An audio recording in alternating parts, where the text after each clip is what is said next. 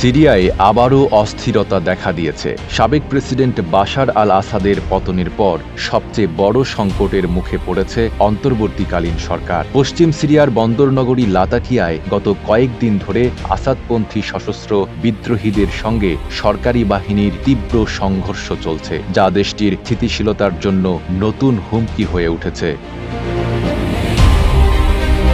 ভূমধ্যসাগর তীরবর্তী লাতাকিয়া কৌশলগতভাবে অত্যন্ত গুরুত্বপূর্ণ, কারণ এটি সাইপ্রাস, তুরস্ক ও লেবাননের সীমানার কাছাকাছি অবস্থিত।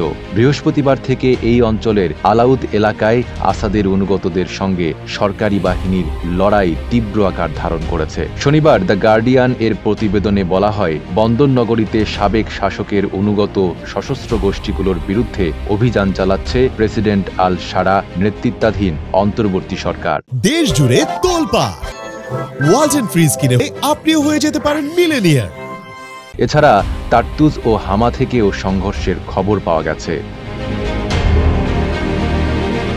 যুক্তরাজ্য ভিত্তিক পর্যবেক্ষক সংস্থার দাবি, চলমান অভিযানে এ পর্যন্ত 1000-এর বেশি মানুষ নিহত হয়েছেন, যাদের বেশিরভাগই বেসামরিক নাগরিক। যুদ্ধ পর্যবেক্ষক সংস্থাগুলোর মতে গত 2 দিনে সংগঠিত হত্যাকাণ্ডের পরিমাণ 2011 সালের গৃহযুদ্ধের পর সর্বোচ্চ। পরিস্থিতি নিয়ন্ত্রণে আনতে বিদ্রোহীদের গুলি করে মৃত্যুদণ্ড কার্যকর করছে সরকার, যা নিয়ে উদ্বেগ প্রকাশ করেছে বিভিন্ন মানবাধিকার সংগঠন। এদিকে সিরিয়ার প্রেসিডেন্ট আল সারা শুক্রবার এক বিবৃতিতে জানিয়েছেন, দেশকে স্থিতিশীল করতে প্রয়োজন হলে তার বাহিনী আরও কঠোর পদক্ষেপ নেবে। দ্য গার্ডিয়ান এর প্রতিবেদনে প্রত্যক্ষদর্শীদের বরাতে জানানো হয়েছে, সংঘাতে বেসামরিক মানুষের হতাহতের সংখ্যাও বাড়ছে। বিশেষ করে সংখ্যালঘু আলাউইদ সম্প্রদায়ের পুরুষরা লক্ষ্যবস্তুতে পরিণত হচ্ছেন।